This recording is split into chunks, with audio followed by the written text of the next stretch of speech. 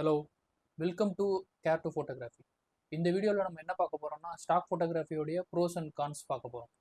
Stock ஃபோட்டோகிராஃபினா basically நம்ம ப்ரொஃபஷ்னலாக எடுக்கிற ஃபோட்டோஸை சில ஸ்டாக் சைட்ஸுக்கு லைசன்ஸ் கொடுத்துருவோம். ஸோ நம்மளுக்கு பதில் அவங்க வந்து சேல் பண்ணிவிட்டு நமக்கு ஒரு சின்ன ராயல்ட்டி நம்மளுக்கு கொடுப்பாங்க. ஸோ இதுதான் பேசிக்கலி ஸ்டாக் சைட்ஸோடைய ஒர்க்கு. ஸோ இதில் இருக்கிற ப்ரோஸ் அண்ட் கான்ஸ் பற்றி நம்ம பார்ப்போம். ஃபஸ்ட்டு ப்ரோஸ்க்கு டைவர்ஸ் ஸ்பெஷலைசேஷன். ஸோ டைவர்ஸ் ஸ்பெஷலைசேஷன்னா என்னென்னா, ஸோ நமக்கு எந்த மாதிரியான ஃபோட்டோகிராஃப்ஸ் வருதோ அதை வந்து நம்ம ஃபஸ்ட்டு ட்ரை பண்ணி பார்க்கலாம். ஸோ எப்படின்னா லேண்ட்ஸ்கேப் போடலாம், ஃப்ளவர்ஸ் போடலாம், ஆர்கிடெக்சரல் ஃபோட்டோஸ் போடலாம், அப்புறம் ஏதாவது லாங் எக்ஸ்போஷர் ஷார்ட்ஸு, ஜிம்மில் ஒர்க் பண்ணுற மாதிரியான ஷார்ட்ஸு. ஸோ இதெல்லாம் போடலாம். இல்லை நமக்கு ஏதாவது கான்செப்ட்ஸ் இருக்குது அப்படின்னா என்ன மாதிரியான கான்செப்ட்ஸ்னால் பேப்பரில் பிரிண்ட் அவுட் எடுத்து மேபி ஒரு கேலண்டர் பிரிண்ட் அவுட்டு இந்த மாதிரி, இல்லை ஏதாவது கையில் மெடிசன் வச்சுருக்கிற மாதிரி, இல்லை ஒரு கிஃப்ட் பாக்ஸு, இல்லை அதையும் தாண்டி இல்லைனா ஒரு wildlife bird photography. So இந்த மாதிரியான ஜானர்ஸ்லாம் நம்ம ட்ரை பண்ணி பார்க்கலாம். ஸோ லேர்ன் பண்ணுறதுக்கு கொஞ்சம் யூஸ்ஃபுல்லாக இருக்கும் ஸோ ஸ்டாக் ஃபோட்டோகிராஃபி. ஸோ இது வந்து ஒரு பெரிய அட்வான்டேஜ். ஸோ இது ஒரு லேர்னிங் பர்பஸாகவும் நம்ம ஸ்டாக் ஃபோட்டோகிராஃபி சைட்ஸை யூஸ் பண்ணிக்கலாம். ஸோ எடுக்கிற ஃபோட்டோஸ் வேஸ்ட் ஆகாமல் நல்ல ஹை குவாலிட்டியாக இருந்ததுன்னா அதை நம்ம சப்மிட் பண்ணி அதை ஏர்னும் பண்ணலாம். ஸோ அந்த ஒரு ஆப்பர்ச்சுனிட்டியும் வந்து இதில் இருக்குது. செகண்ட் பாயிண்ட் வந்து ஒரு பேசிவ் இன்கம். ஸோ இது நம்ம ஏதாவது மெயின் ஒர்க் பண்ணுறோம், ஒரு ஐடியில் ஒர்க் பண்ணுறோம், இல்லைனா ஒரு எக்ஸிக்யூட்டிவாக இருக்கோம், இல்லை வேறு எந்த ஒர்க் பண்ணியிருந்தாலும் சரி, ஒரு பேசிவ் இன்கமுக்காக, ஒரு சைடு இன்கமுக்காக நம்ம ஸ்டாக் ஃபோட்டோகிராஃபியை யூஸ் பண்ணிக்கலாம். கம்ப்ளீட்டாக ஒரு ஃப்ளெக்சிபிலிட்டி இருக்கும். நமக்கு எப்போ டைம் இருக்கோ அப்போ ஃபோட்டோ எடுத்து எடிட் பண்ணிவிட்டு டைட்டில் கீவேர்ட்ஸ் எல்லாம் கரெக்டாக கொடுத்துட்டு ஸோ அப்லோட் பண்ணோன்னா அது சேல்ஸ் ஆகும்போது நமக்கு ஆட்டோமேட்டிக்காக வந்து ஏர்னிங்ஸ் ஜென்ரேட் ஆகும். ஸோ அது ஒரு செகண்ட் மெயின் அட்வான்டேஜ் வந்து ஸ்டாக் ஃபோட்டோகிராஃபியில் இருக்குது. தேர்ட் வந்து ஒரு குளோபல் ரீச் கிடைக்கும். ஸோ இப்போ நம்ம எடுக்கிற ஃபோட்டோஸை நம்ம யாருக்கு விற்கணும், எப்படி விற்கணும், எதுவுமே நமக்கு ஐடியா இருக்காது. ஸோ அந்த மாதிரி சமயத்தில் இந்த ஸ்டாக் ஃபோட்டோகிராஃபிலாம் வந்து ஒரு குளோபல் ரீச் வச்சுருக்காங்க. ஷட்டர் ஸ்டாக்காக இருக்கட்டும், அடோபாக இருக்கட்டும், ஒரு ஆல் ஓவர் த வேர்ல்டு வந்து அவங்களுக்கு வந்து கிளைண்ட்ஸ் இருக்காங்க, கஸ்டமர்ஸ் இருக்காங்க. நம்ம எடுக்கிற ஃபோட்டோஸை வந்து எந்த கண்ட்ரியில் எங்கேருந்து வேணாலும் டவுன்லோட் பண்ணுற மாதிரியான ஒரு ஃபீஸிபிலிட்டி அவங்க ரெடி பண்ணி வச்சுருக்காங்க, அந்த பிளாட்ஃபார்ம் ரெடி பண்ணி வச்சுருக்காங்க. நம்ம ஜஸ்ட்டு ஃபோட்டோ அப்லோட் பண்ணுறது மூலியமாக ஒரு குளோபல் ரீச் வந்து நம்மளுக்கு கிடைக்குது.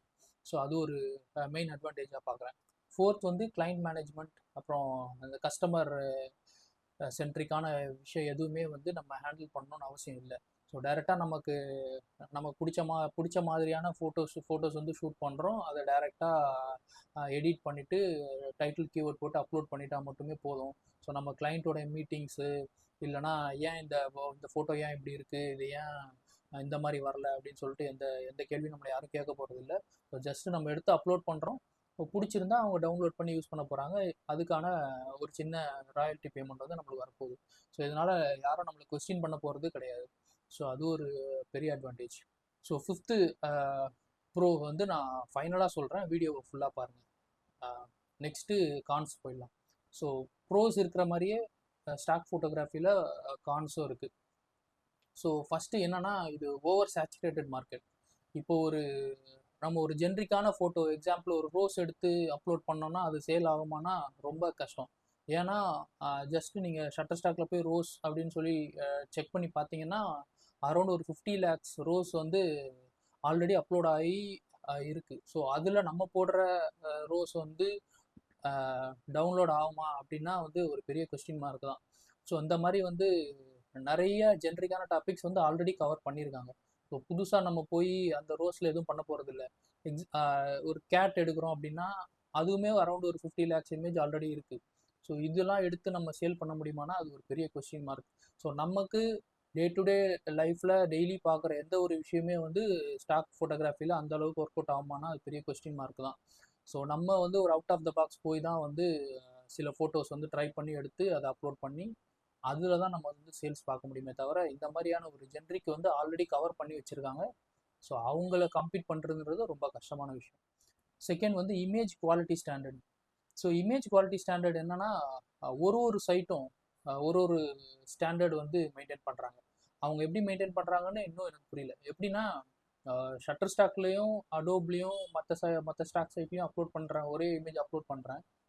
ஷட்டர் ஸ்டாக் அக்செப்ட் பண்ணுறாங்க, அடோப் ரிஜெக்ட் பண்ணுறாங்க. ஷட்டர் ஸ்டாக் அக்செப்ட் பண்ணி அந்த இமேஜை சேல் பண்ணியும் எனக்கு ரெவன்யூ வருது. ஸோ ஆனால் ஏன் அடோப் வந்து அந்த இமேஜ் ரிஜெக்ட் பண்ணாங்கன்னு எனக்கு தெரியல. ஸோ இந்த மாதிரி வந்து நமக்கு ஒன்றும் புரியாது, கன்ஃபியூசிங்காக இருக்கும். ஒரு ஸ்டாக் சைட்ஸும் ஒரு மாதிரியான ஸ்டாண்டர்ட்ஸ் மெயின்டைன் பண்ணுறாங்க. ஸோ அவங்களுக்கு ஏற்ற மாதிரி கொடுக்குறதுன்றது ரொம்ப கஷ்டமாகவே இருக்குது.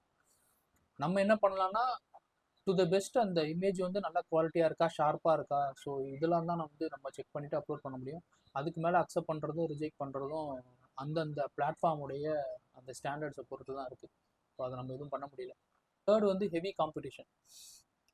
15-20 இயர்ஸாக கன்சிஸ்டண்ட்டாக அப்லோட் பண்ணிட்டு இருக்கிற சில ப்ரொஃபைல்ஸ்லாம் நான் பார்த்துருக்கேன். அவங்க வந்து 20,000 ஈவன் 1 lakh அசட்ஸ் வச்சிருக்கிற இமேஜ் அண்ட் வீடியோ வச்சிருக்கிற சில ப்ரொஃபைல்ஸ்லாம் கூட நான் பார்த்துருக்கேன். ஸோ அவங்க வந்து வெரி ஹை அண்ட் டிவைசஸ் வந்து யூஸ் பண்ணுவாங்க. High and camera, lens, lights எல்லாம் யூஸ் பண்ணி வந்து எடுக்கிறாங்க.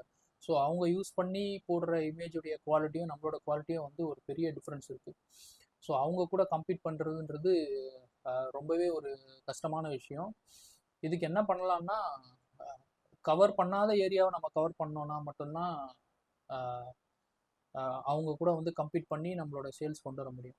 ஸோ எக்ஸாம்பிள், டைரெக்டாக ஒரு ஃப்ளவர் எடுக்காமல், ஃப்ளவர்னு போட்டால் நிறைய இருக்கும், ரோஸ் போட்டால் நிறையா இருக்கும். காக்டஸ் பிளான்ட்லாம் பார்த்தோம்னா ரொம்ப கம்மியான குவான்டிட்டியில் தான் அப்லோட் ஆகிருக்கு. ஸோ மேபி அதோட டிமாண்ட் இப்போ கம்மியாக இருக்கலாம். அந்த டிமாண்ட் ரைஸ் ஆகும்போது நம்ம அப்லோட் பண்ணியிருக்கிற இமேஜ் வந்து சேல் ஆகிறதுக்கு சான்ஸ் ரொம்ப ஜாஸ்தியாக இருக்குது.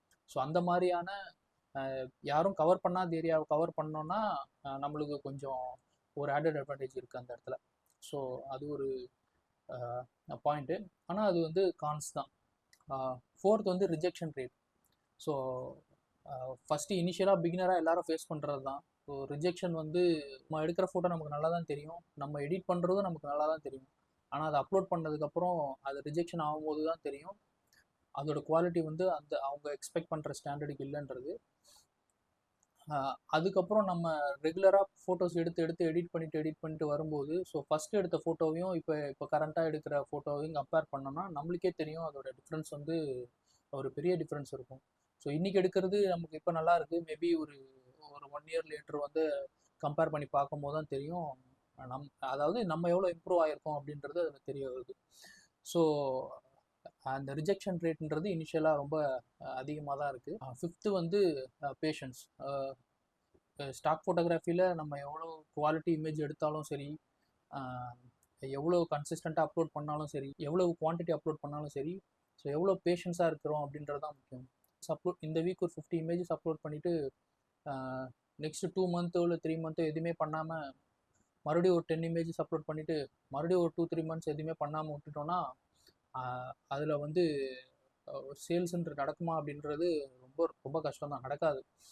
ஏன்னா அந்த ஸ்டாக் சைட் அல்காரிதம் எப்படி ஒர்க் ஆகும்னா, நம்ம எவ்வளோ கன்சிஸ்டண்ட்டாக பண்ணுறோம், எவ்வளோ அப்டேட்டடாக இருக்கும், ஸோ ரீசெண்ட் ட்ரெண்டுக்கு ஏற்ற மாதிரியான இமேஜஸ் வந்து அப்லோட் பண்ணுறோமா, நம்ம ஸ்டாண்டர்ட் குவாலிட்டி இம்ப்ரூவ் பண்ணுறோமா, ஸோ இதெல்லாம் செக் பண்ணி தான் வந்து ஒரு கஸ்டமர் இமேஜ் சர்ச் பண்ணுறாங்கன்னா அவங்களுக்கு வந்து விசிபிலிட்டியில் கொண்டு வந்தே காட்டுறாங்க. ஸோ இந்த மாதிரி இருக்கும்போது நம்ம கன்சிஸ்டண்ட்டாக போடணும். ஸோ ஒரே டைமில் பல்காக ஒரு 100 ஃபைல் 200 ஃபைல் போட்டு அப்படியே அக்கௌண்ட் ஐடியலாக இருக்கிறது, இன்ஆக்டிவாக இருக்கிறதுன்றது கூட ஹெல்ப் பண்ண போகிறது கிடையாது. அந்த 100 எவ்வளோ ஹை குவாலிட்டி இமேஜாக இருந்தாலும் அவங்க சேல் பண்ண போகிறது கிடையாது. ஸோ கன்சிஸ்டண்ட்டாக இருக்கணும், ட்ரெண்டுக்கு ஏற்ற மாதிரி இமேஜ் சப்மிஷன் இருக்கணும். ஸோ இதெல்லாம் தான் வந்து ஸ்டாக் சைட்டுக்கு ரொம்ப பெரிய இம்பார்ட்டன்ட். ப்ரோஸில் 5th பாயிண்ட் கடைசியில் சொல்கிறேன்னு சொல்லியிருந்தேன். அந்த 5th பாயிண்ட் என்னென்னா, இதில் வர ஏர்னிங்ஸ் வந்து நமக்கு டாலரில் வருது.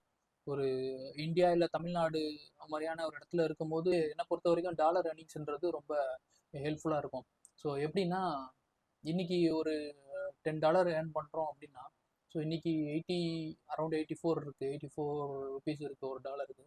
ஸோ $10 வந்து 840 rupees வந்து கிடைக்கும். ஸோ அப்ராக்சிமேட்டாக சொல்கிறேன், கமிஷன், பேபால் கமிஷன்லாம் மைனஸ் பண்ணோன்னா இன்னும் கம்மியாகும். நான் ஒரு ரவுண்டு ஃபிகருக்காக வச்சுருக்கேன். ஸோ $10 வச்சுக்கோங்க, 84 ஒரு டாலருக்கு 84னா 840 rupees வந்து கிடைக்கும். ஸோ இப்போ நம்ம ஒரு 1 year இல்லை ஒரு 2 year கழிச்சு, 1 year இல்லை 2 year கழிச்சு நம்ம வித்ட்ரா பண்ணும்போது மேபி நம்மளுடைய ஐஎன்ஆர் மேபி டிப்ரிஷியேட் ஆகிருந்ததுன்னா ஒரு 87 88 கிடைக்கும் போது, ஸோ இந்த சேம் டாலர் வந்து நமக்கு 870 880 ஸோ அந்த ரேஞ்சு கிடைக்க வாய்ப்பு இருக்குது. ஸோ $10ன்ற போது உங்களுக்கு கம்மியாக தெரியும். ஒரு $100 $1000ன்ற போது நம்மளுக்கு அந்த டிஃப்ரென்ஸ் வந்து ரொம்ப அதிகமாகவே இருக்கும். ஸோ ஒரு ஒரு டாலர் ஒரு டாலர் ஃபோக்கஸ்டாக இருக்கும்போது ஸோ டாலரில் ஏர்ன் பண்ணும்போது இந்த ஒரு அட்வான்டேஜ் இருக்குது. ஸோ இதை வந்து நான் ஒரு பெரிய ப்ளஸ்ஸாக பார்க்குறேன். இது எவ்வளோ பேர் நம்ம ஸ்டேட்லேருந்து இல்லை நம்ம கண்ட்ரிலேருந்து நோட் பண்ணுறாங்க, இல்லை அதை பேஸ் பண்ணி ஒர்க் பண்ணுறாங்கன்னு தெரியல. ஸோ எனக்கு அது ஒரு பெரிய அட்வான்டேஜாக தெரியுது. நான் ஃபேஸ் பண்ணதை ப்ரோஸ் அண்ட் கான்ஸாக வந்து போட்டு இந்த லிஸ்ட்டை வந்து நான் கம்பைல் பண்ணியிருக்கேன். ஸோ ஒருத்தருக்கும் ஒரு ஒப்பீனியன் இருக்கலாம். ஸோ என்னை பொறுத்த வரைக்கும் இதுதான் ப்ரோஸ் அண்ட் கான்ஸாக பார்க்குறேன். இந்த வீடியோ யூஸ்ஃபுல்லாக இருந்ததுன்னா சப்போர்ட் பண்ணுங்கள். நெக்ஸ்ட் வீடியோவில் பார்க்குறேன். பாய்.